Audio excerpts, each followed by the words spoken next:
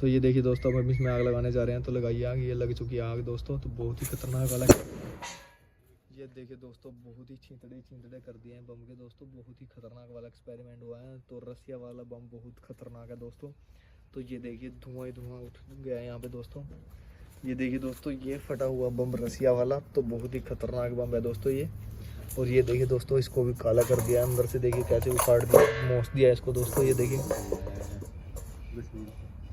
ये रसिया से मंगाया है स्पेशल एक्सपेरिमेंट करने के लिए दोस्तों बम।